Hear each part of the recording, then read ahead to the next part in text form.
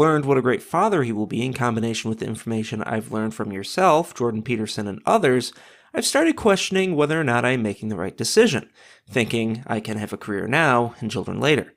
I know that it is typically not possible to have a career, be a mother and wife, and do all three well, but my boyfriend believes that I will be able to do so. My question is it ever possible to have all three, to be a mother, wife, and have a career? That's from Ashley. Ashley, how you doing? I'm doing well. How about yourself? I'm well, thanks.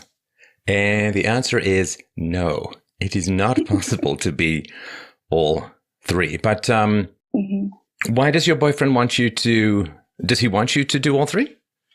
No, so I should actually start by clarifying. So I showed him the question that I sent in after I had sent it, and he disagreed just slightly with the way that I worded it. So I asked him to rephrase it, and he basically explained that he doesn't think that I'm capable of doing all three at the same time because no one is capable of doing so.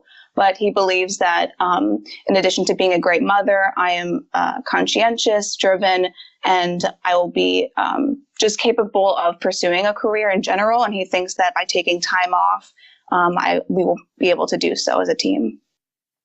But why does he want you to have a career rather than be a mom? So I should also say that I really, truly want both. And so I should have also noted that I believe I can do all three, and he supports me in that notion. And I had listened to one of your shows, I think it was about a month or so ago, with a young lady who was in medical school. And you explained the not to her so young lady? Right, okay, not so young lady, exactly. Very polite. Yes. So you had said to her that you can't do all three well. And that really struck me. So I was curious if it's ever possible to do all three, and, at what cost. Well, why do you want to have a career outside? I mean, listen, and nobody's saying don't have a career. I'm not saying anything. I'm just saying that you can't do all three together. And why would you want to? We'll get to that in a sec. But why do you want to have a career while you have babies at home? So I really would like to pursue clinical psychology. I'm very, very passionate about the work that I do in the field. And I've been, embarking on this path for the past 6 or 7 years of trying to get into. In order to pursue psychology, you really need to earn a PhD. It's very difficult to practice at a master's level. So I kind of knew in the beginning that I'd have to, get the PhD if I want to have the career that I really, saw as the perfect career for myself. And when I originally started, I had imagined that I would get straight into a program, right after undergrad, and I would finish the program around 27, 28. And just things haven't panned out that way. So I didn't get into school. I didn't get into a graduate school right out of undergrad. And now I'm 2 years outside of school. So I'm 24, and I'll be applying to start potentially when I'm 25. So I'm now very aware of the fact that I'll be in the program for about 5 years. So I'll be finishing around 30. Well, and after that, what happens then, right? After that, if you want to practice, you usually have to go and be mentored for a couple of years, right? And then you have to take your practicums or whatever they're called, like I know what I'm talking about and all that. So it's a long haul. Now, I don't know where you are, but there are a lot of places where you can practice with a master's. I guess my question is, what you want to do is to talk to people about their problems and hopefully give good advice, right? So why do you have to have such a formal level of accreditation to do that? You can be a life coach, you can be an empowerment coach, you can be a psychologist who gives advice. I don't know what people call themselves, but if you don't use the term psychologist in a lot of places, well, certainly you can't use the reserved term and so on, but you can. I don't know why you'd want to jump through all of those hoops. It'd be like me saying, I guess, well, I want to do a philosophy show, but I need a PhD in philosophy to do so. I mean, I'm not sure why the permission stuff is so important. Right. Well, I would say the role that you would be in with a master's level in psychology, you're basically confined to doing just the counseling work. So if I wanted to go into research or into academia, which I do, then I would need the PhD. So I have like a 50-50 split between being passionate about research and also about the clinical work. So it's not so much that you want to do therapy, but you want to do research? I want to be able to do both, and the PhD is the most versatile degree in that regard. So you're able to do both. But why do you want to do research? What is it that you want to research? So I have a couple of different research interests within the area of clinical and developmental psychology. So I'm interested in how individuals cope with, various life stressors and the risk and protective factors for resiliency and emotion regulation and expression, and then how to improve interventions respectively. So I'm really passionate about research and writing and contributing to the field, and that's one reason why I feel like I would be held back if I were just at the master's level. Right. Now, if you wanted to have kids, you could, of course, do it sooner rather than later, and then you be in your 30s, sort of early to mid 30s, when they were more independent of yourself. And you could, of course, do some part-time work in higher education if you wanted to. But if you want to do a PhD and be a therapist and do research and write papers and contribute to the field and be a wife and be a mom, I think that's insane. Mm-hmm. Yeah, I'm starting to realize that. And not because, obviously you're a very smart woman and I'm sure you can do whatever it is that you want to, but that's insane. That's just I can't imagine how that's not going to leave you dissatisfied in every conceivable area of your life, pun intended, I suppose. Right, absolutely. And, I'm surrounded by a lot of young women who are pursuing their career above family and, thinking that they'll either have kids afterwards. I know I have a few coworkers who tried to have children after the PhD programs and then realized that they couldn't, have a baby, and they regretted waiting as long as they did. So, some people say that you can do it at the same time, but I think that just comes from the notion that, you can do everything. And I think you called it balancing a baby on your hip while steering the Titanic or something along those lines. Well, it's funny because, men have been told, we men have been told about our limitations for basically thousands of years, but it's really intensified over the last 50 or 60 years. We're limited in our ability to be emotionally available and expressive and intimate, and we're limited in our ability to commit, and we're limited in our this and limited in that. And I think it's gone a little bit too far insofar as about half of young British men around the age of 30 have erectile dysfunction. So it may have gone, the pounding down of masculinity has probably gone a little bit too far. It's like when you pound a nail in and it goes in below the wood and then you've got to take it out and it's like, bye wood. I got to go in there with some depth charge or something. But something's happened with women, Ashley. Tell me what you think, if this is a reasonable analysis. It's like to put limits on women, to say you can't have it all, to say you've got to make sensible decisions with the limited time that you have. It's almost like then you're saying women can't achieve things, women can't do things, women shouldn't be professionals. And it's like, no, I don't know what it is, like this empowerment thing. It can go too far. Do you know what I mean? Like, you can do anything. You're a superwoman. You can have more than 24 hours of the day. And it's like, no, you can't. You're mortal. You're human.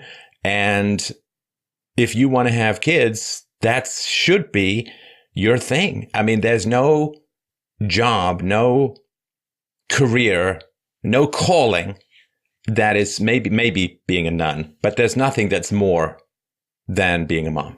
There's nothing that's more than being a parent. And I say this like I've got legitimacy to say this because it's true. Also, I've been a stay-at-home dad. And was it just yesterday? It was I had a day with my daughter. It was really, really nice. But then, after the third hour of Monopoly, it starts to become monotony, the game. Yeah. And I remember around her age, I used to love playing Monopoly. I could, go to the park with $5 and try and start a game. And there were these two fun girls who used to live in the apartment building I lived in, and we used to meet up to play Monopoly. And I loved the game when I was a kid, exactly her age. It's really, really great. But, gets a little tiring after a while. And I say this with all due love and respect and all that. But it is and she's more independent now. But, for 6 or 7 or 8 years, it's pretty much from the moment they get up until the moment they go to bed. And depending on how much your child sleeps, that's a lot of time. And there's not a lot of in-between time. And it is, I don't know if you've had this where you've really, everyone has, of course you have, right? So if you have 2 things you need to do that are pulling you in opposite directions, it's really not a lot of fun. It's really not a lot of fun. I mean, I've had it where I'm trying to finish a show while at the same time I have to leave to go somewhere.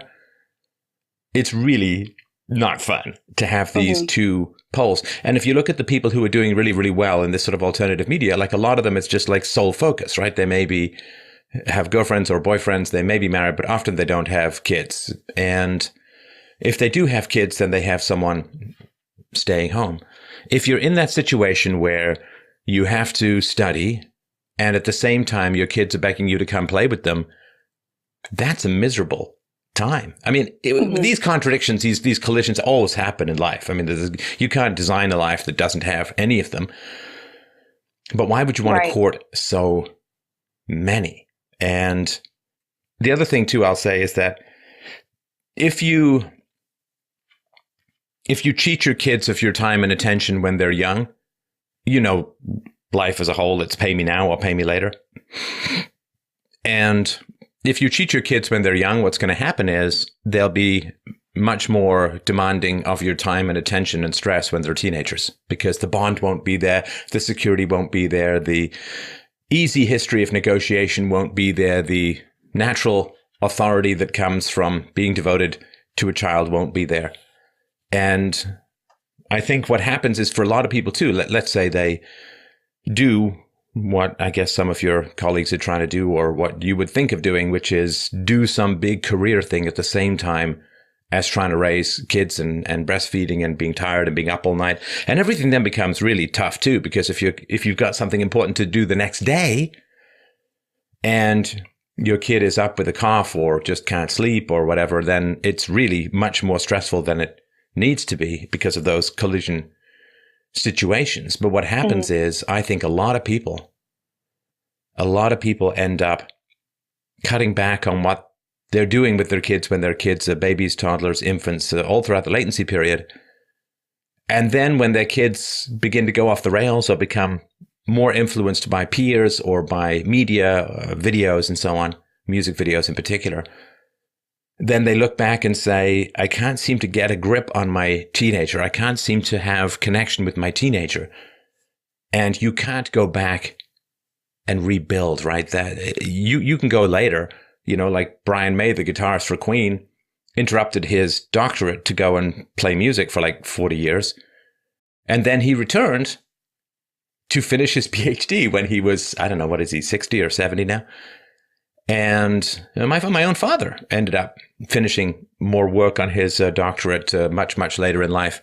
So you can circle back and do all of that kind of stuff. The one thing you can't do is circle back and develop a bond with your kids. That is a one-way ticket. There are no mulligans, no do-overs, no redos for that kind of stuff.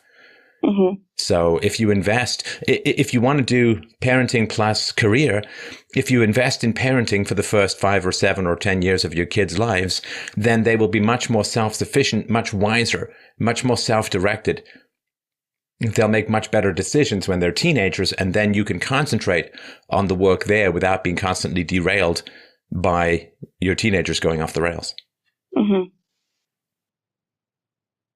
Yeah, that makes sense. And especially, I came from a household that, where my parents were really just swept up in their own chaos and didn't really have a lot of time or effort left over to, pay attention to what I was doing. So I definitely don't want to have that experience later on in life because I'm too preoccupied trying to balance tons of things. And there's also a notion, so I work with mostly females, and there's a notion that it's only women who get this, you can only do, 2, not 3 of these 3 things, having a marriage, having children, and having a career. And they say that, men do it all the time and, no one questions them. Oh, and what a load of crap. I know. What a load of man-hating, whiny, negative, emotionally self-indulgent, bitter, crony crap. Men have got it so easy. Oh, yes, we just sail through life with people fanning us with golden gossamer swan wings while people feed peeled grapes into our mouths while massaging our feet with scented oils. It's just so excellent being a man. That's why we live so much longer. Not. That's why none of us commit suicide so much more. Not. That's why we're less prone to disease caused by stress. Not. Oh, man, it's just, oh, yeah, men. Because how many men are staying home and having a career at the same time and being husbands? Like, men don't get to stay home. Okay, so men go out and work and then they parent when they get home. So they only get 2 out of 3. That's by far the standard for the man, is to go out and work and then come home and try and squeeze in some time with the kids before they go to bed. That's heartbreaking. Yep, absolutely. And, my father worked like probably 14, 15-hour days when I was younger, and he had sleep apnea. So for every hour of the night, he would actually rest for 15 minutes. So he probably got 1 hour of sleep every night, and he did that for years and years on end. So, he was able to have the career, but his presence, really suffered in the household. Oh, yeah. And the man then, of course, has to say, I want to provide a good standard of living for my family, but my wife's going to get mad if I'm not home. Because she'll be like, well, you're just working all the time. And then she's going to get unhappy. And then I might get divorced. And then I'm toast, right? So it is very, very tough. Now, what about funding all of this? Let's say that you did want to do the PhD. I mean, what's the net cost for that? What's that going to run you in terms of what money you have to lay out or someone has to lay out, and also your lost earning potential if you're doing a PhD instead of working? So the cost of the PhD itself, because of the way that I intended on doing it, wouldn't have actually been much at all. So the programs that I applied to, and I'll get to this as well, but my boyfriend is also trying to pursue a PhD in psychology. So we're both trying to do something really insane at the same time, which just complicates things further. So we both applied to programs that they provide full funding. So they're very competitive, but if you are to get in, they completely waive your tuition, and they actually provide you with a stipend to work for the university. So you end up getting paid a very small stipend, enough to have cereal for dinner, basically. But but to work for the university? Yes, either as a research assistant or a teaching assistant in the program. Wait, so sometimes you'd be pursuing. I'm sorry, Ashley. You just blew my mind a little bit more. So now we're talking about 4 things: being a wife, being a mom, pursuing a PhD, and working for the university. Yes. I mean, come on. What are you doing? Yeah. What are you doing? What there's no more certain recipe for a miserable life. I know. And when I decided on this path, I really thought that I could be done with it by the time I was, like I said, 27, 28, and then focus on family, as soon as I finish. And I will say that at the time that I started on this path, I was, pretty far I wouldn't say far. I was on the left. I was like a Bernie Sanders supporter, basically like 2 years ago. You were a psychologist. What was that? You were into psychology, so I'm going to assume on the left as a whole. Yes. And yeah, absolutely. So in the past year and a half, I've realized how my values are actually, very traditional and conservative. And so along with that shift has come this like sense of crisis and guilt over putting my career. Now, better now than later. What was that? Better now than later. Absolutely. Yeah, absolutely. Now, so if your boyfriend is going to go for his PhD, Ashley, and you're going to go for your PhD, I guess I just have one wee question. Yes. How are you going to eat? Roof over your head. Yeah. Clothing. Yeah. How are you going to, I'm fascinated. I got to tell you, I'm rapidly fascinated by people's finances. I just find it immensely interesting. But how would you make enough money? So I would say it's, it depends on where you live. And if you're, like in the Midwest, or if you're somewhere where the cost of living is, manageable, you can have cereal every night basically for dinner. it's really hard to imagine how you could ever afford to have even one child while you're in the program. Well, no, but if you would you go to the same school? Well, you'd have to, right? Well, that's another thing. It's so competitive. These programs, they get about 200 to 700 applicants, and they accept 5 to 10 people. So the odds of you and your boyfriend getting in at the same college are almost none. No. Right, exactly. And the thing is, if you go to basically the programs, the more competitive they are, the more they fund you. So if we were to apply to programs that are less competitive, they would get to be more expensive. So we both applied this past year and didn't get in. I came very close, but I did not get accepted. So next time around, we would apply to some programs that, accept a higher amount of students, but they would be a little bit more expensive. So if you get in the program, you don't have to say where the university is, of course, but is it a cheap place to live? Well, that's what we're going for. Yes. But you're not going to be able to be at the same college, almost certainly, right? Yeah, we tried to apply to a bunch of schools in the same areas, but it's hard to imagine us both getting in the same region even. And, I never thought I'd actually feel this way when I started out, pursuing this career, but I've also come to a point where I feel like if I had to choose between my boyfriend and I getting the PhD, I would, gladly have him be the one to get the PhD. Well, sure. And so that's because you are a kind and thoughtful woman, and you want society to have access to psychological expertise. And if you go and get the degree and then you decide to have a bunch of kids, society has just wasted $1 million training a psychologist who ain't working in the field, right?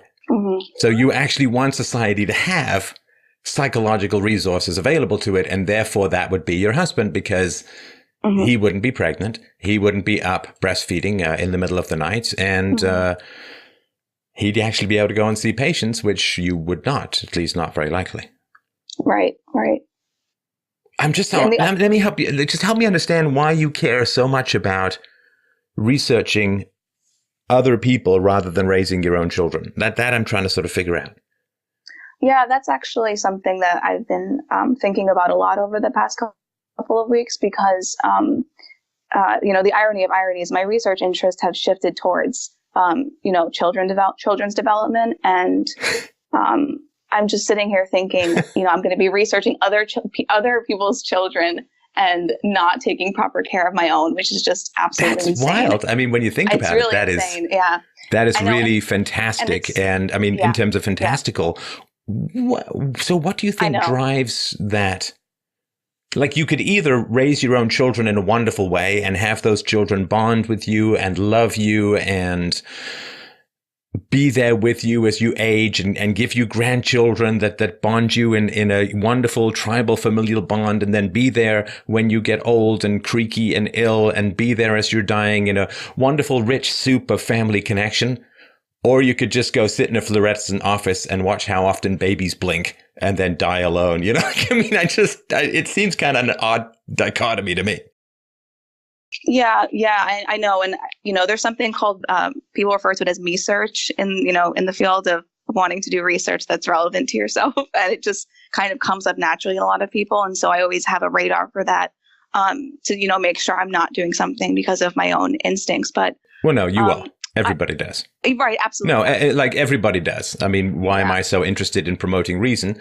And why am I so good at combating irrationality? Because I grew up with a mother who was insane. Right. So, I mean, philosophy, I guess, is the name of the show. I mean, everybody does stuff because of their own motivations. But I'm trying to think what is the driver behind you wanting to do all of this stuff and sacrifice time with your own children to study other people's children? And, I would say I don't want to sacrifice my children. And that's why I'm really, debating what I'm going to do moving forward right now. Well, no, if you didn't want to sacrifice your children, technically the debate would be over by now, right? I'm sorry. I just want to point out that it's logical. Will you say, like, if you don't, I'm not going to sacrifice my kids. Okay, well then don't go to graduate school when you've got kids, right? But if you're still debating it, then it's still, you still haven't decided whether or not you're going to sacrifice your kids. Yeah. And I guess, maybe it's the notion of just, taking long breaks in my career and all that makes me feel like it might be possible. But a big part of me wanting to pursue research is the fact that I'm just really unhappy looking at where the field of psychology is going, and especially in higher education.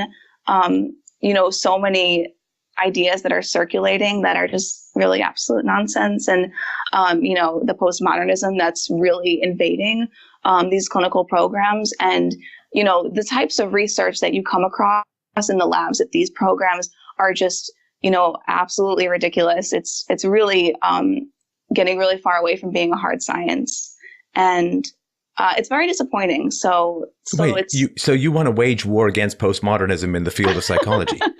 No, listen, don't get. Hey, that's a noble goal, but why would anyone hire you? Yeah. I mean, they don't want fair. They don't want someone to go to war with their treasured belief system, right?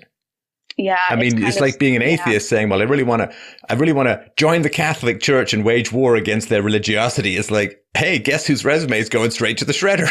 I mean, this is a very self-destructive path, right? Because you're going to sacrifice a lot in your personal life to the point of beating your head against the foggy wall of academic indifference, and you'll end up with nothing. I know you definitely have to hide this sort of belief until you're kind of in the field.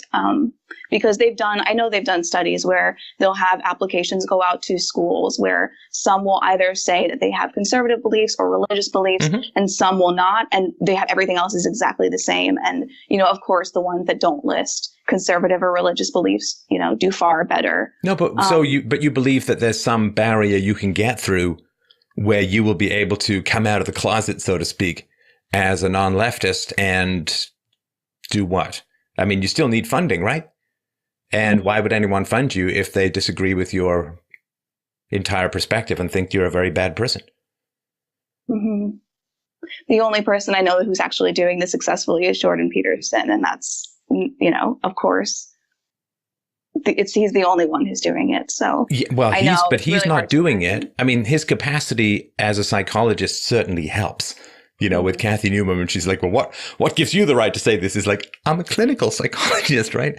But Peterson is not doing it in the psychology environment. He's doing it in the mainstream market environment, right? So he's not infiltrating psychological places and attempting to change things from the inside. He is taking his books and his tours and his lectures and his speeches, all going, in a sense, to the free market.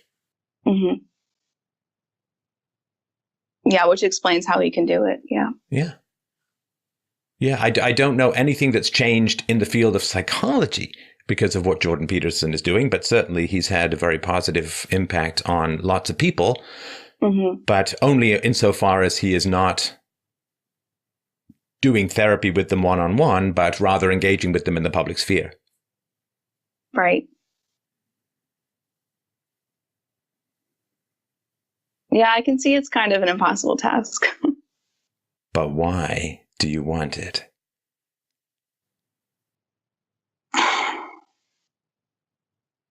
I don't know if I feel any better about walking away from it. Walking away from what? Like the people who are influencing, emerging adults right now in colleges, for example, in psychology departments. No, but they're losing. No, I mean, seriously, they're losing to people who are not in academia. Right. Let me, just for those who don't know, I'm sure you know actually what I'm talking about, but let me just spend a minute explaining that to people. So my show, this show, Free Domain Radio, has, past 500 million views and downloads. 500 million views and downloads.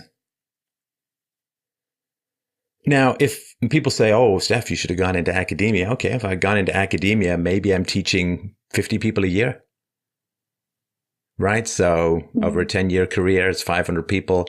Over a 40-year career, I got 2,000 people.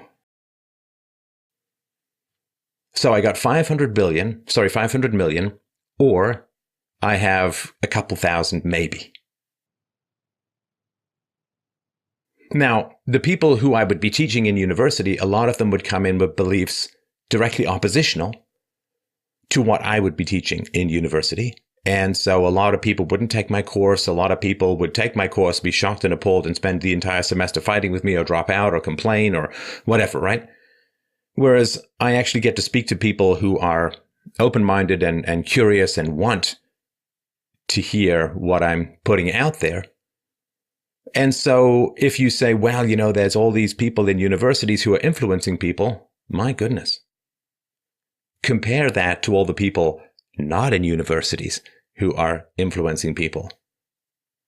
I mean, the people in universities are kind of like the monks who copy out every single book by hand because it's the 10th century. Whereas the internet is like people who've got the printing press and are flooding Europe with books. The monks, they've got some nice calligraphy. They've got ink-stained fingers. And I guess they show up in Sean Connery movies about the Middle Ages, but they're really not having a lot of effect relative to people who've got the printing press who are cranking out books by the hundreds every day. So academia,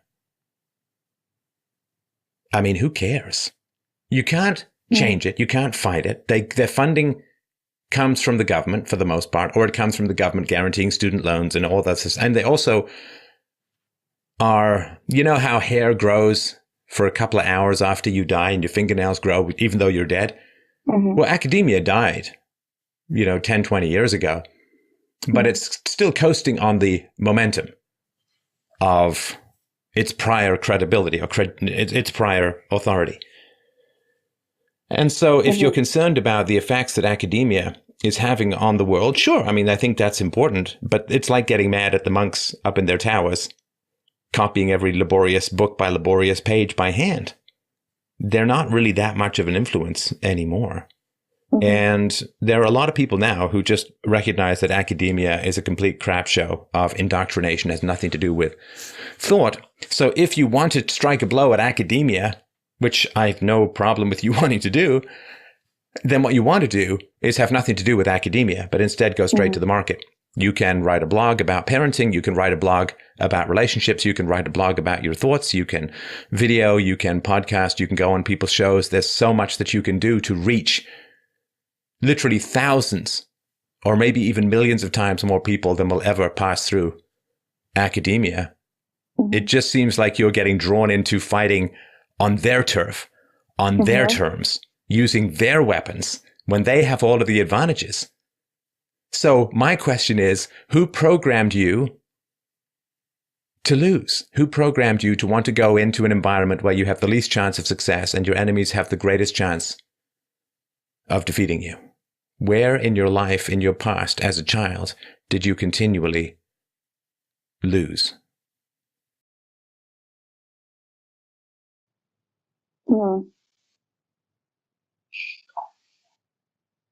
I mean, I would say in a lot of ways, just the way that like my family functioned, there was really like no winning. Right. So for you, academia is a refu, right? I'm going to fight corrupt authority, but this time I'm going to win. No, you won't.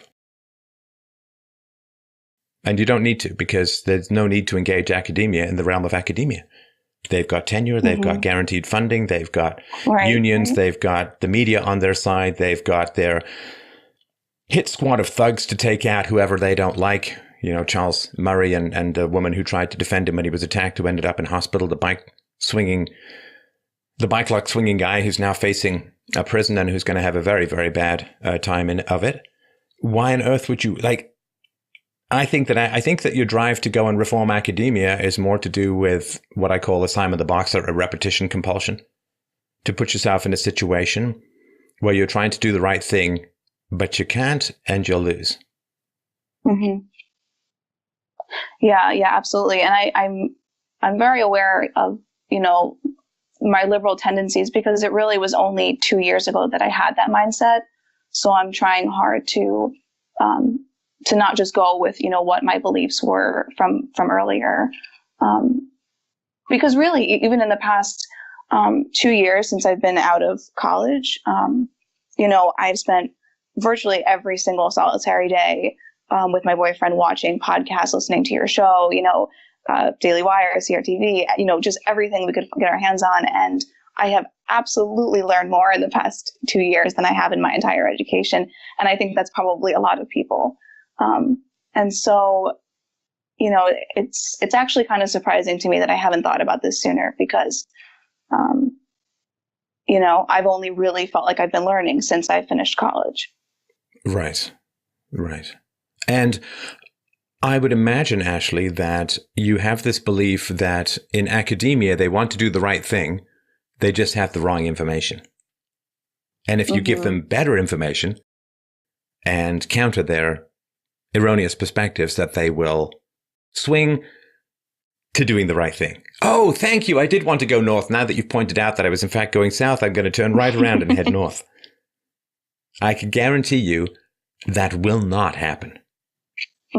They do not, in general, have a goal to do the right thing, and they merely have the wrong information. Because they've had the right information for decades and decades and decades now. I mean, just in terms of economics or self-knowledge or philosophy, they've had better information. They've had the right arguments. And the goal is to accumulate power, not to pursue virtue. And anything which is going to interfere with their pursuit of power is going to be something that they will basically viciously attack or undermine or ostracize. And so what that means is, I would imagine, I mean, I've got your ACE score right in front of me, and it's 7 out of 10. So that was terrible, terrible stuff around when you were a child. So my guess is that if you have a belief that you can reform academia because you think they have the right intentions but the wrong information, my guess is that you also have a feeling, probably a prior feeling, that you can reform your family or your parents because they had the right intentions but the wrong information. Yeah, I would say that's absolutely true. And I actually had sent in a second question that I don't intend on, being able to get through tonight, but it was related to the fact that I tend to fall into the position of being like my family's therapist. And they always look at me and say, hey, you understand psychology, what's going on? And I'm constantly being put in the middle. And it's a really difficult position to be in. So I'm sure you're spot on with that. And I think as far as me believing that people in academia at least have the right intentions, even with them being so far on the left, I think that's in part because of the fact that, 2 years ago, I, had good intentions, and I thought I was on the left. And so, thinking back to then, I wouldn't have realized how horrible everything was that I had believed in. But I was never, first of all, I was, right out of college. I think I was in an absolute bubble. And I was also not trying to force my beliefs on anyone else ever. And that's obviously what they're trying to do. So. And how's it worked out for you being your family's therapist? It's very stressful. But I will say one recent somewhat accomplishment is that I have convinced sort of my dad to start therapy, and we're trying to get my brother to start therapy as well. That way they will both have, their own professional therapist to speak to. You said your brother and your father? Mm-hmm. Yeah. Why the men? Well, they have a very explosive relationship that has just recently, it always really, tends to explode, but it recently did, again. And so it got to a point where they basically tried to disown each other. And my dad told my brother to consider him dead and to delete his number and all the rest. And my brother is about to become a father in a couple of months. So it was just a whole lot at once. Your father is attacking his son while his son's wife is pregnant. Yes. It gets That's better. horrible because listen. Yeah. Because that stress spills over. Yep. Into the mom, into the womb. Yep. And it is really an assault on the fetus. Yep, absolutely. And I told him that as well. What the hell is he doing? I know. And to make it worse, my dad is temporarily my brother's, I guess you can call him his landlord. And he threatened to evict them as well while she's pregnant. Yeah. Yeah. Yeah. And where's your mom?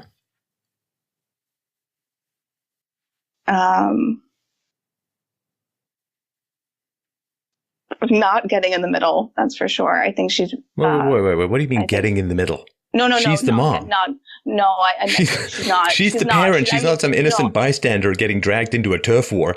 No, definitely. I mean, she's not intervening at all. She's on the sidelines. I think she's really afraid of getting involved, and she's really afraid of my father. So because he abused her, right? Yeah. And how in what manner did he abuse her? Physically, verbally.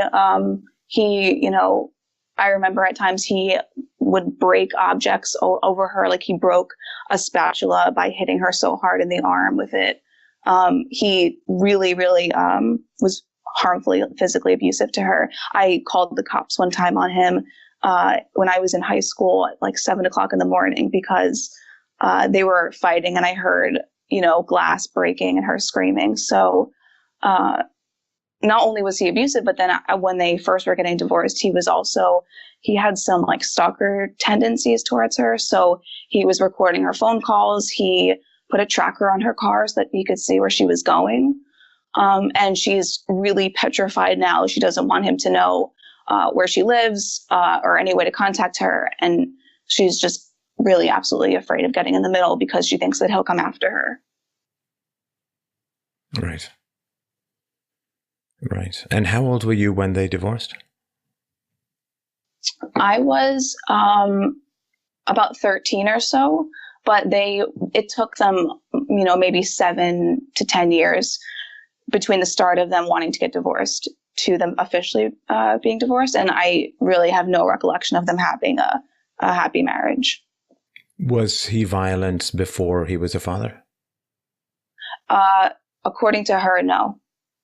Really? Do you believe that? Like that the children turned him evil?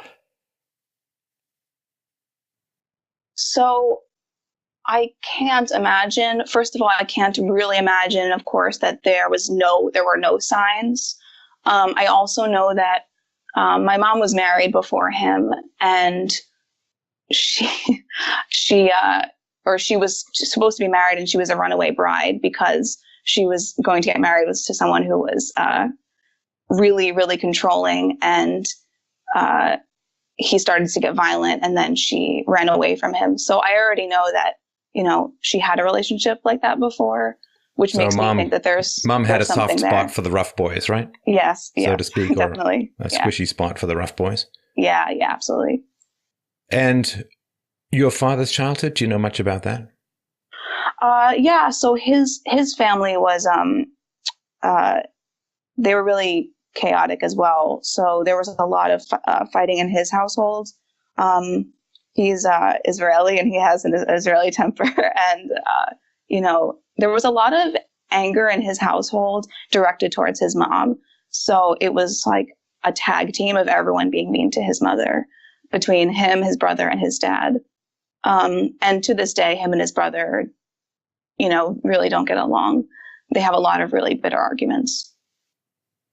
He was Israeli. He's Israeli and has an Israeli temper. I don't know what that means because Okay. the Israelis that I know don't. Is that like a thing? I mean, that's what I have been exposed to, at least. But yeah, it might be a bit of a self-selecting group, I suppose. Yeah, I guess so. And what happened to you as a child with regards to molestation? So I think is that the one about with someone who was 5 years or older? I don't know I can't recall the details of the question, but it's the third one. No problem. So when I was 12, between 12 and 13, I was with a group of friends who were a couple of years older than me. So, my close friends and, the guys that they were around, they were a couple of years older. And I got romantically involved with someone who was 17 at the time when I was 12, not realizing how horrible it was until much later. So I think that question was, I think it said with someone who was 5 years older, and he was just at the 5-year mark. So I hesitated putting that down, but it of course counts. So. And was that a sexual relationship as well? Yes. Yeah. And of course, this was right around the time that your parents' marriage was cratering, right? Mm-hmm. And did your father know anything about this? Did your mother know anything about this? No, I want to say no. Initially, they did not. There was a little bit of a situation at some point where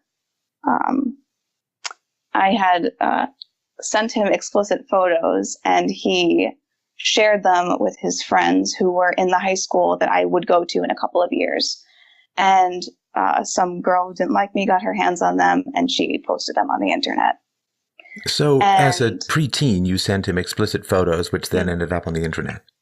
Yep. And the reason why I say my family didn't know until then was because at that point, I was harassed really, really terribly over this incident, and people were putting the picture in my mailbox. They were, really coming after me for it. So, we had to go to the police and everything, and it was definitely, they knew about it at that point. Was this son of a bitch arrested? He was. Good. Yeah. And then your parents went ahead and divorced, right? Yes. I'm so sorry about all of this, Ashley. What a horrendous mess. And what a terrible, terrible environment for you as a child. Mm-hmm. Does your mother have a temper, or does she mostly just fold? She does not have a temper at all. She really actively avoids conflict. So definitely. Well, not that actively. Okay. Right, because she did marry a guy who beat her and who threatens to kick out his pregnant daughter-in-law. And so not super great at avoiding conflict. Right. And spent 10 years on the verge of divorce. Right. I shouldn't say avoids conflict, but, confronting the person, having a verbal disagreement. She definitely has that tendency, and my brother has gotten that from her as well. So when my brother and my dad fight now, my brother shuts down in the same way. Which I assume drives your dad insane, right? Yes. Yeah. Yeah. Why do you think that your mother didn't work harder to protect her children from her husband's rages? So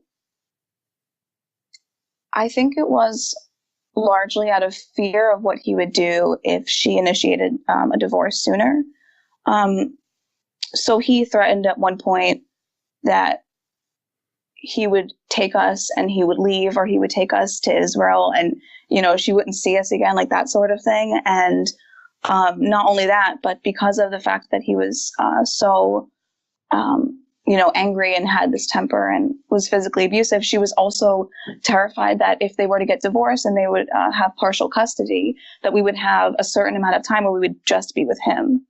So the way she describes it now is that she decided to stay a little bit longer so that she could be there to, quote unquote, protect us from him. Which, of course, I don't really believe that was the case. But she was just really afraid of what he would do if he had us alone, basically. Well, but I'm no expert, and I don't tell me where you are, of course, Ashley, but as far as I understand it, if you beat your wife, you go to jail. Isn't that kind of keeping him? And there are protective custody orders. There are no contact orders, so you can get policemen to protect you. I mean, there are entire legal systems set up to try and keep families safe from such abusers. I mean, if she had been decisive, if she had, okay, I'll document this, I'll take photos of this, I'll document that, and then after the third time I go to the cops, he's got 3 charges of assault, he's gone. And he ain't getting custody. Yep. So I think that would have been much preferable. Well, I mean, how often would he hit or rage? Oh, as often as I would see him, he would very frequently. And he also was pretty physically abusive to my brother as well. Me to a lesser degree, but we were very afraid of him when we were younger. And he also, what's really amazing to me is that he seems to have no recollection of these things. It's almost like he was in a blind rage, the way he describes it now. What do you mean he seems to have no recollection of these things? So I spoke to him recently about how hard he was on my brother when he was younger. Not hard. No, not hard. Beating up on children is not being hard on them. Yes. Yeah. But anyway, so you brought up the abuse. I should say how horrible. Yeah, absolutely. He said that he didn't remember ever doing that, and he didn't remember ever being hard on him, and it's unbelievable. So he's a liar. Yes. Yeah. I mean, I assume he doesn't have any cognitive deficiencies because of head injuries or Alzheimer's or anything like that, right? No. The only thing that I would add is that he had that severe sleep apnea, and when the sleep apnea got really bad is when he seemed to have lost it. And I don't really know. But why did he have sleep apnea for so long? Was he overweight? I mean, he was overweight. And so he was like significantly overweight? What are we talking about? No, not significantly. Like how much? Maybe 30, 40 pounds overweight. Right. Okay. So he was a little bit overweight, but you can go and get treatments for sleep apnea, can't you? I mean, why didn't he get treated? That's a great question. Why didn't your wife insist he get treated? All great questions. I know. Does he remember other things from the past, or is like their entire decades wiped out? I feel like their entire decades wiped out. He also cheated on my mom for a long time, and he has to this day not admitted to it, even when I bring it up. How do I know that he cheated on her? Yeah, but he hasn't admitted it, right? Oh, yeah. So when I was 12 or so, when this was all happening, and when my mom was, finding more and more proof of it, we had also moved, an hour and a half away from where we knew anyone, and so she didn't have any. This is like her excuse, but is that she didn't have anyone else to confide in, and she chose her 12-year-old daughter. So she shared these things with me when I was younger. I don't even know if it was purposefully or not, but I just remember walking into her crying after finding, emails and different things, and her telling me, I asked him about it later, and he denies it. Even though what was the proof that she got, though? So one example was he had a profile on a dating website, and it said that he's a married man looking for an explicit, relationship on the side. Right. And so your mother confides that your father is having affairs when you're 12, which is the same time that you embarked on an affair with the 17-year-old. Well, not really an affair, but you know what I mean. Right. Right. So communication of sexual impropriety leads to sexual impropriety. Mm-hmm. Now, when your parents divorced, how did she deal with the fears that he was going to be taking you to Israel, or he was going to be attacking you if you were alone with him? So all of these fears that she said she stayed with him for, how did they play out when you were 12 or 13 and they divorced? How did she end up dealing with those fears?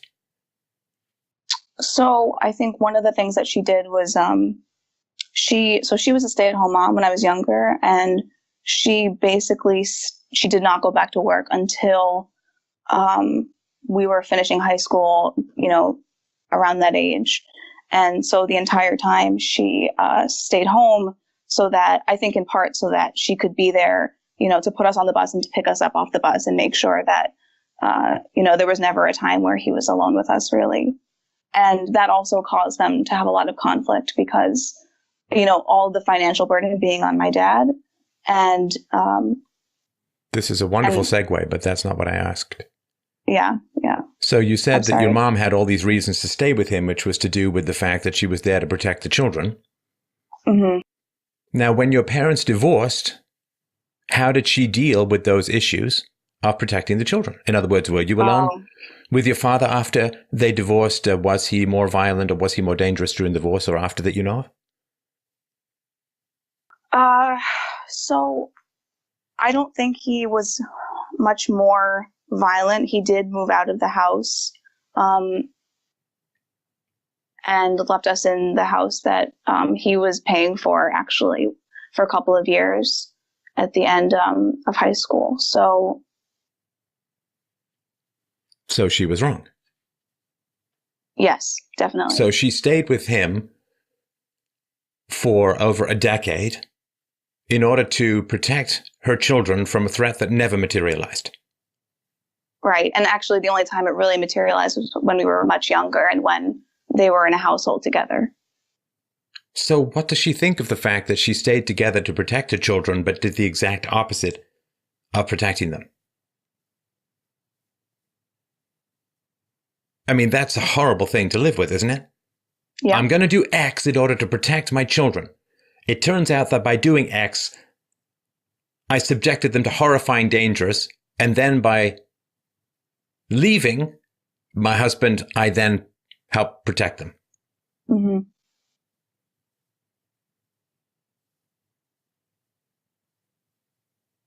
Has she processed that at all? Is that? I don't think so. Right. And did you end up being in shared custody with your father? So they never ended up having any sort of formal custody agreement. I just ended up staying with my mother primarily, and I would go visit my dad every 2 or 3 weeks or so to have a meal, and that was it. But I thought that your mother didn't want you alone with your father for fear of his violence, so how did you end up going back? Well, that was by the time that I, was 17, 18 or so. And oh, no, but what about the time from 12 to 13 until then, like the half decade or so? I'm sorry, can you repeat the question? Sure. So you said that your mother was staying with your father because if she separated from him, then you would then be alone with your father. Mm-hmm. And he was too dangerous for that, according to her, right? Mm-hmm. So then she leaves your father when you're 12 or 13. Mm-hmm. And so she obviously wouldn't want you alone with your father because that was the whole point of staying and exposing you to such violence for 10 years. Mm-hmm. So what happened after your parents divorced, you went to go live with your mom? What happened with seeing your father alone, which was the whole reason, like avoiding that was the whole reason your mother stayed?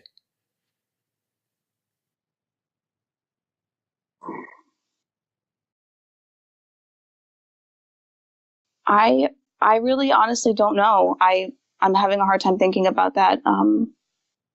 She didn't really tell us or encourage us not to at that point. And no, but you did see him alone, is that right? Or you and your brother would see him alone? Yeah, we only would really go out to restaurants and be in public. I never. But no, your mother couldn't control that, right? Right.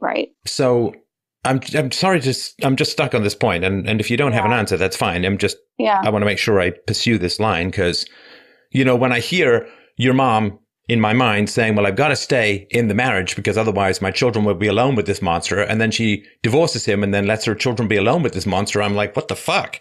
Yeah. I absolutely agree. Because the other possible explanation, Ashley, is that she finally couldn't stand it and it had nothing to do with the kids at all. She stayed because she preferred to stay. She left when she couldn't stand it. It had nothing to do with what the children wanted. Mm. And it's interesting that your father's memory gets foggy and your memory gets foggy too. Right? Mm-hmm. I will say, though, from the time I was also 12 until probably 18 or 19, I was also, I was out of the house a lot, and I was doing drugs a lot at that time. And sorry, from 12? You said 12 to 18? Mm-hmm. And were you introduced by drugs by this boyfriend / Yes. pedophile, whatever? Mm-hmm. Yep. He introduced you to like marijuana and stuff? Yes. Yep. Wow. And did your parents know that you were doing that too? No. My God. Nope. And that's why I say they were so, wrapped up in their chaos. They had no care in the world about, or at least it felt like they had no care about where I was and what I was doing at that time. Like, it blows my mind that I, got away with as much as I did. And I can never imagine, No, you got away with nothing. Well, no, you didn't get away with anything. I know what you mean. I know what you mean, but you didn't get away with anything. You got away with getting addicted to drugs before you were a teenager, and you got away with having explicit photos of your preteen body put on the internet. Mm-hmm. You got away with nothing. There was no escape from anything. Mm-hmm. Yeah. So, did they ever know during this period from 12 to 18 that you were doing these drugs? They did here and there. I remember they definitely found things, that I used the great excuse of, oh, it's my friends, or, oh, it's someone else's. And even though I don't think they ever really believed me, they just kind of let it go. Also, my mom, apparently my mom smokes marijuana, and she's never admitted that to me. My dad told me that she does, and I've come home before with it smelling and, her having red eyes and all that. And so I think that played some small role in her, turning away from that behavior, even though it's no excuse for it. Was there any other substance abuse, Ashley, that you know of that was part of this hellscape of your early family life? Of my parents using different drugs, you mean? Alcohol, drugs, whatever. No. So they didn't drink. Right. And no other drugs. Why is your brother living with your father? So he's not technically living with him. It's a bit of a confusing situation. My dad basically, he renovates houses. He flips houses for a living. And so he got a foreclosure and renovated it for my brother and his wife. The plan was for them to make payments towards the total of the house for 2 years and then get a formal mortgage. So they're very close to the point of getting a formal mortgage.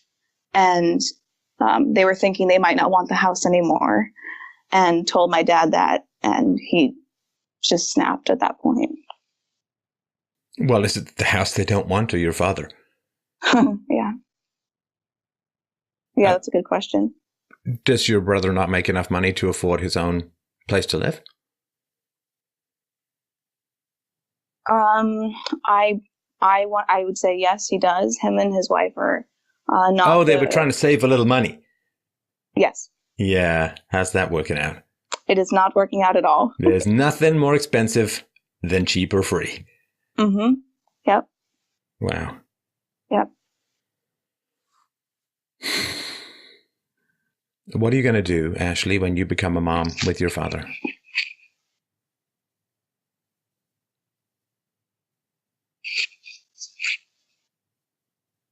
I don't know yet. Because I think if people have a difficult relationship with their father, I think sometimes people, and maybe even women in particular, put off having children just because they put off that problem of, I had an abusive parent. What am I going to do? Because my parents, like having the child is this big red carpet invite for the parent to come back, right? Right, right. I mean, we want to come and see the grandchild, the grandchildren. We're coming over. And the boundaries, the wall comes down, right? The boundaries vanish. And what are you supposed to say? What are you supposed to do? I don't know. And I think that that's definitely right, because I've even had thoughts about, having stress about my future wedding because of the fact that my family will have to be together for it. Well, they don't have to be. Well, everything's a choice. Yeah. Right. Yeah. Tell me about the pluses of having your father in your life, Ashley.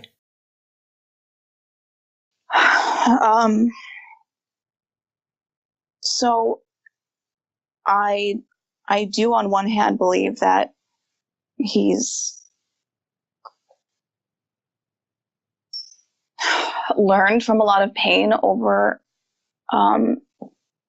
the past while, and he does feel like a different person. And we actually have a seemingly decent relationship right now. Of course, there's a lot in there, and I know it's just kind of on the surface, it's okay. But if we, really get into it, there's a lot of problems there. But I'm also, I'm very open.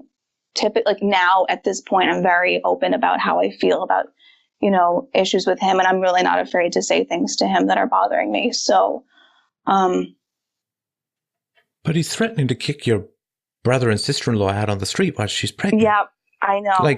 Help me understand where he's become a better person, but he's doing that. And he also has refused to admit, take ownership for, acknowledge or apologize for extraordinarily abusive parenting.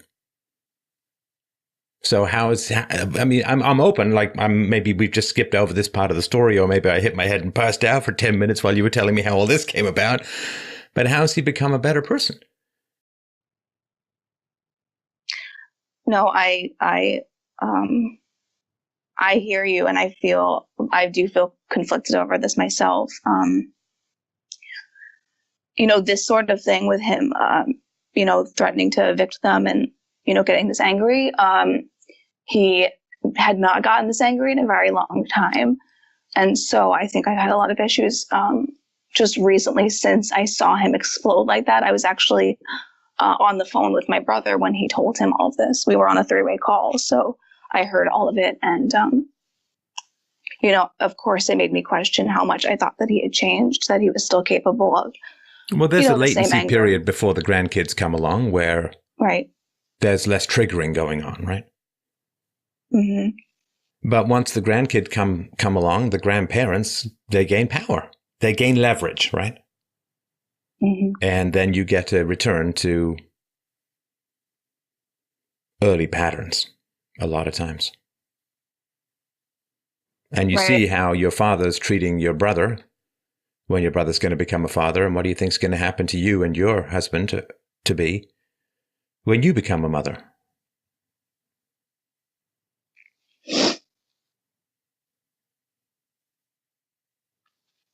Well, I don't have to tell you, right? Mm-hmm.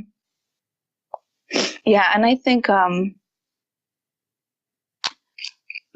of my issue has been the fact that, a lot of my dad's, anger and violence and everything was always directed towards my brother and my mother and not towards me. So when I was younger and I tried to think about, how I could still communicate with him and still, imagine being in the role of his daughter, was just to focus on, it really sounds silly to even say out loud, but just to focus on the way he treats me and the way I treat him and try to block everything else out, because at that point it just was impossible to imagine doing anything else. And I absolutely understand now that it's an active choice to involve him in my life and also hang on. the life of my children. No, the issue is you're betraying your brother. I know. No, seriously. I mean, if your brother ever hears this conversation, Ashley, and he hears you say, oh, yeah, no, I've got a good relationship with my dad. We're getting along well. It's kind of superficial, but blah, blah, blah, blah, blah, right? Mm-hmm. It means that you have to throw your brother under the bus to appease your father, because otherwise you'll be treated like he treats your brother. And that can't make you feel good. Your brother's a victim in this, right? Yeah. Now, he was a victim as a child. He's got choices as an adult. And his first responsibility, I'll say this to you if you end up listening to this, brother of Ashley, your responsibility is to keep your wife as free of stress as humanly possible during her pregnancy. Because stress can do terrible things to a fetus. Mm-hmm. And people say to me, or ask me, like, well, why didn't you have your mom in your life? It's like, because I became a husband and a father. And if it was just me, then the only effect of having my mother in my life would accrue to me. And that would be bad for me, but at least it would be, it's one thing to not eat well yourself. It's another thing to feed junk food to your child, right? Mm-hmm. One is self-abuse. The other is abuse of the other. And it's, when you become a father, when you become a husband and a father, it's just an easier decision. It's like, well, I can't have people in my life who make me that horrified and upset. And I can't have people in my life who trigger me. And I can't have people in my life who treat me badly. Can't do it. I mean, it's clarifying. Like, I can't do it because it's not up to me anymore. Mm-hmm. It's not up to me anymore. Because now I have responsibilities that like I could maybe take it myself if somebody came up with some compelling reason. But there's no compelling reason that says, well, this is going to degrade my capacity to be a good husband and a good father significantly. And also, if I was just an isolated guy, just lived alone and went to see my mom or whatever, it wouldn't transmit to anyone else directly, right? But if my mom's around and she's yelling at me or screaming at me or throwing things or whatever, and my daughter's in the room, it's transmitting, you see? Right. It's landing into her like bombs. Mm-hmm. It's landing into her. It's landing into her. And I can't have it. Like any more than, like, let's say I want some dangerous pet in the house. Okay, well, if it mauls me, that's bad. But at least I made the choice and it's only affecting me.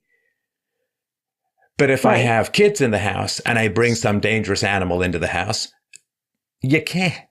Like, you shouldn't do it if it's just you. But once you have a husband, a wife, children, you can't do it. Mm-hmm. You simply can't have dangerous people around your children. It's not even like, I'd like to, or is this? No, you can't. And your father is already stress bombing the fetus. Yeah. And that tells you everything you need to know. Mm-hmm. And I don't think, Ashley, that the big problem is postmodernism in psychology as far as corruption in your world goes. Do you see what I'm saying? Mm-hmm. Yeah, absolutely. That's a proxy, you understand? That's a safe target.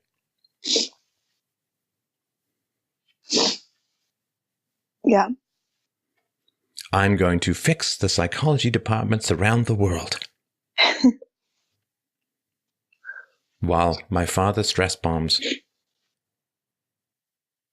my sister-in-law's baby, my brother's baby, and denies that he ever abused anyone. The corruption is coming from inside the house. It's not out there. You understand? Yep. And it doesn't take a PhD in research to figure out how to clean up your environment, does it? No. No, it does not.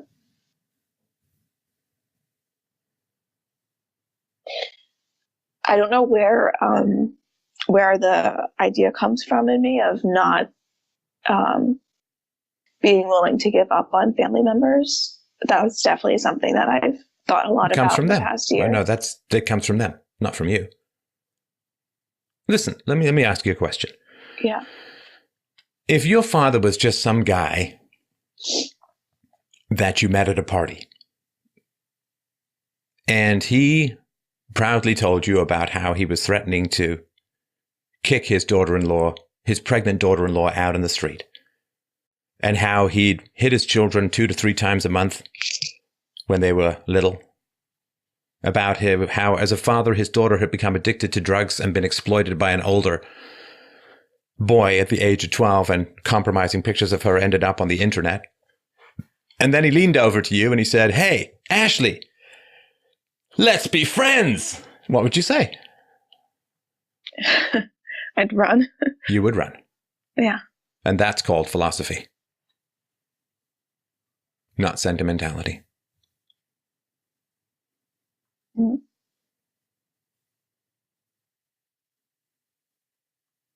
Your father has done some extraordinarily evil stuff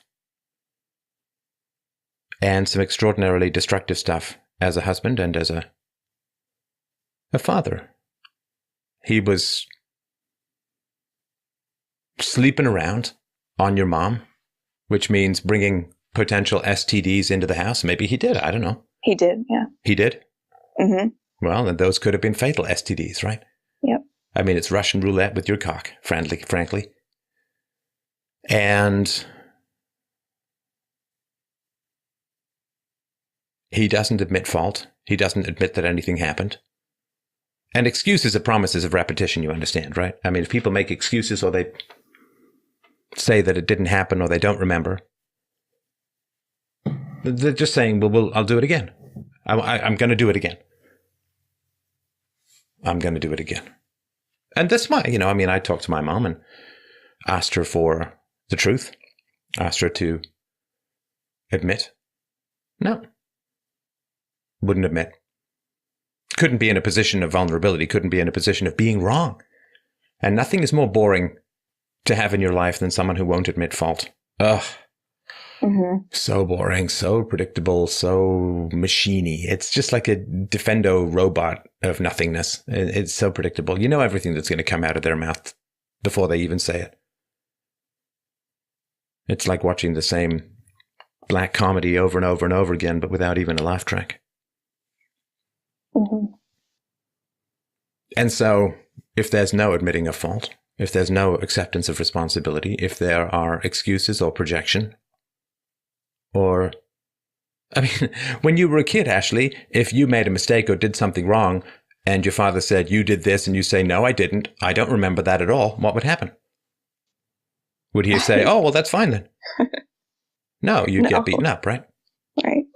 Right.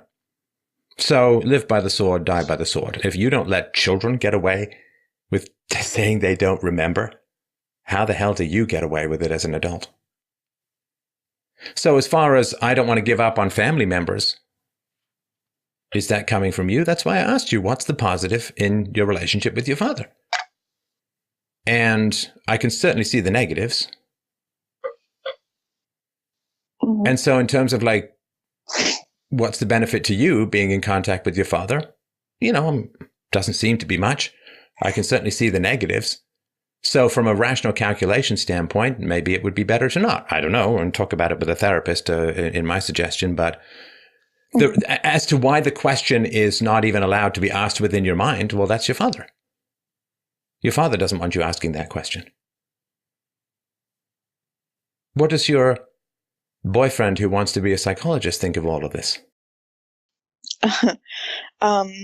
I know that it's he's conflicted as well, because my dad really likes him, and they have all the history aside, just from, I know it's not, you can't divide things like this, but just from their time together, they get along really nicely. But at the same time, my boyfriend of course knows about what my dad has done to my family, and he recently told me that he was also struggling with not knowing how to have a relationship with my dad while also acknowledging all of the hurt that he's caused us and me. So I don't think he has an answer just yet, but I do know it bothers him. They get along? They get along? Yeah. Your boyfriend gets along well with the man who beat his wife as a child and terrified her and failed to intervene when she was being exploited by an older boy and failed to intervene when she became addicted to drugs given to her by that older boy. Your boyfriend just gets along with him.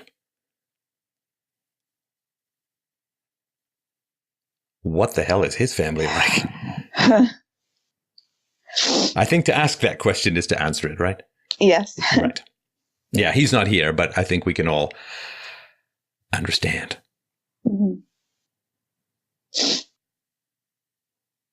But how can he get along with him? Knowing what he did to you, what your father did to you, and what he's currently doing to your brother and sister-in-law.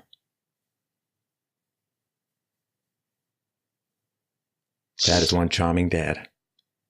Yeah, he definitely has some sort of... A lot of charm. Yeah. A lot of likability, tendency to violence and manipulation. Huh. Where have I heard those standards before? Right.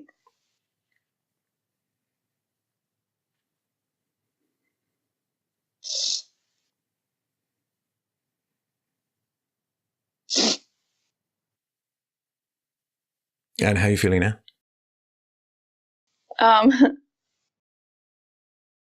Happy you called? Thrilled. Thank goodness I called in. Boy, life would have been way too simple otherwise. I'm just actually, I'm amazed at what I'm using to distract myself. What do you mean? Just my studies and everything else. Oh, I thought you meant you were playing Tetris as we talked, but all right. Oh, no. No, but by, trying to fix other people's problems. Oh, yeah, I get it. Heal the world. Let them know it's Christmas time and don't look at the family portrait. Right? We all understand, right? All the problems of the world are way out there. I'm going to sacrifice myself and go out and conquer all of the world's ills rather than say, look 10 feet around me. Yeah. No, I know that one. I know that one. The big problem in my life is postmodernism. I beg to differ.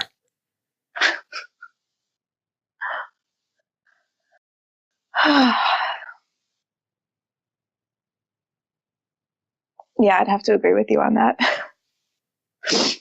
Yeah. You said your father had to work very hard, right? Mm-hmm. Your father had to work very hard. And you're setting yourself up to work very hard.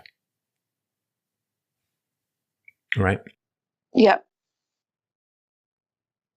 Your father was pulled away from the family because of the need to provide, and you're setting yourself up for a situation where you're going to end up some degree in debt or behind the curve without much money and wanting to become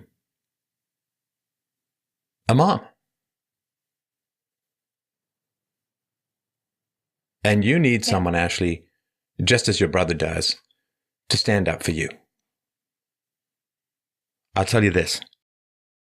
Can I tell you a secret about yourself? Oh, that's so annoying, but let me do it anyway, if you don't mind. Sure. You're desperate for your boyfriend to do what I'm doing. You are desperate for your boyfriend to stand up and say, hell no, I'm not going to go and break bread with the guy who abused you as a child and is unrepentant. Fuck no. And your brother is desperate for you to say, I am not going to pretend to like a guy who's threatening to kick you out when your wife is pregnant. Everybody's waiting for someone to just come along and state the completely fucking obvious. Yeah. Right? Mm-hmm. I mean, in the moment, see, this is the thing. I'm just saying this to boyfriends and men out there.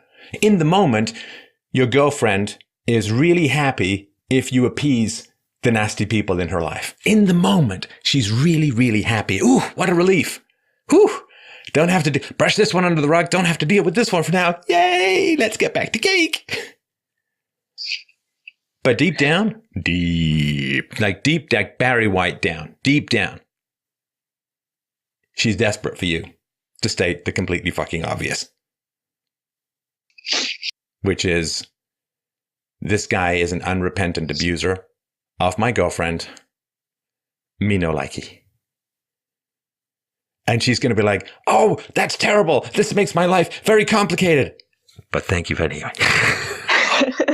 Come on. Yeah. Come on. You know that, right? Yeah, definitely. You know that. Mm-hmm. Don't. This is for European men regarding the migrant crisis. Migrants. Kind of a rapey culture. Me no likey. Oh, that's terrible. That means we must have. Thank you very much. Thank you. We can't say it ourselves because congeniality. But no, right. You need someone to stand up and say, sorry. From where I stand, from what you've told me, Ashley, this guy's an unrepentant bad dude. Like, seriously bad dude. You know, the guy who cheats on his wife, bringing home a sexually transmitted disease, is now suddenly concerned and puts GPS on a car because she might be having an affair. Yeah. The guy, let me ask you this, Ashley, did your big courageous father ever pick on somebody his own size, or was it mostly women and children? Oh, mostly women and children. Yeah, a big brave guy. Yeah, beats up his wife and hits his children. Yeah, big strong guy. Big manly fucking guy. Picking on women and children. What a hero. What a contemptible coward. And bully. And the pattern continues. Maybe it wasn't sleep apnea. Maybe it's just what happens when you act like Macbeth. Maybe it's just a guilty conscience. Which is well-deserved and well-earned. And the reason why I'm guessing, Ashley, that he won't acknowledge or apologize is that no restitution is possible. People double down when they can't back down. I mean, my mom made the right decision. She made a wise decision. No restitution is possible. You know, they say it takes 7 times as many good things as bad things for a relationship to stay on an even keel. Which means if you have a bad week with someone, you need 7 really good weeks just to make up for it. Because we are much more sensitive to negatives than positives as human beings. It's not because we're pessimistic or negative or as a whole. It's just that's what keeps us alive. Mm-hmm. And so if you have 1 bad year with someone, you need 7 good years just to break even. And if you have 10 bad years with someone, you can't live long enough to make it even. And if you have 20, well, you understand. You can do the math. And it's different too, because these are ratios with adult relationships. But when you are a child, it's not just 10 years randomly. It's like your 10 first formative years. So if you're mean, cruel, indifferent, neglectful to your child for the first 10 years, I believe, like it's psychologically unrecoverable. Because you then have to be a perfect person for the next 70 years to make up for it. Even if we don't count the sort of first impression thing, which I think makes it even more powerful. So then, by the time your child is 80, right, and you're 120, you just broke even. And this is why you don't treat your children badly. Because it takes so little to become unrecoverable. It's bad enough adult to adult, right? It's bad enough adult to adult, but parent to child, it does not take a long time at all for the relationship to become unrecoverable. Everyone can stand around like the Japanese economy and just pretend that something's happening when it's not, and everybody can still call each other up and exchange the news and the weather and the gossip, and every now and then there'll be explosions and people just roll their eyes. But in terms of actually having a bond, actually trusting people, My concern with you, Ashley, here is your relationship to your brother and your boyfriend. Your boyfriend in particular, because that's a chosen relationship. You need to be able to trust him. And you know what that means? That means he's got to stand guard on your weakest ground. He has to stand guard on your weakest ground. And your weakest ground is your father. Well, maybe your mom, but one of them or both, right? Right. Probably both. And we all need this. We need people to watch our backs. I have a tendency to be too nice. Trust me, I have people in my life who watch my back and tell me when I'm being too nice. And that's good. That's good. That's good. Because we all need people to put the armor on our soft spots, right? Because it's a harsh world out there. And if your boyfriend is glad-handing with the man who abused you and is currently abusing the first fetus in the next generation, yeah, he's got to stand tall, man. He's got to stand up. And you'll hate him in the moment and love him in the long run. Because he'll provoke a decision that you don't want to make, but you desperately need to make. Right. Because whether you're a mother, a wife, or a careerist, what matters is that you have good people in your life, Ashley. You don't compromise on that. You don't compromise on that. I don't care what history you have. I don't care what religion you have. I don't care if they're the last person with the last scrap of food in a starving world. You do not compromise on whether good people are in your life or not, particularly when you get married and particularly when you become a mother. It's like, it's bad to smoke, but at least only you suffer the consequences and the taxpayers when you can't afford to pay for your health care. But if you smoke and you're pregnant, you're an asshole. And you're doing extraordinary wrong because the baby doesn't have a choice. You can have toxic relationships in your life, and that's bad. But you want to become a mom, you clean that shit up. Right? You don't get drunk, you don't do drugs, you don't smoke because you're pregnant. And when you become a mother, you get pregnant, you decide to become a mom, you have to clean up your relationships. Because you didn't have a choice where you were born, Ashley, and I'm sorry you were born into this mess, but you damn well have a choice where your son or your daughter are going to be born. Yep, absolutely.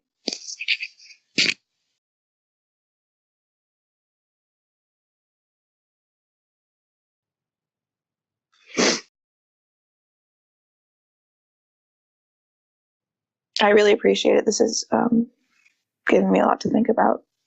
Good.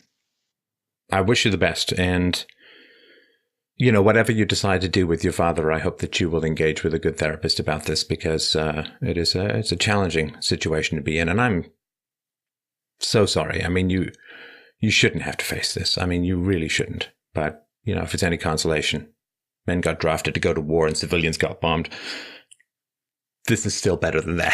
That's all I can tell you. Right. All I can tell you. All right. Will you keep me posted? Yes, absolutely. All right. My very best. Thank you so much for the conversation. Thank you.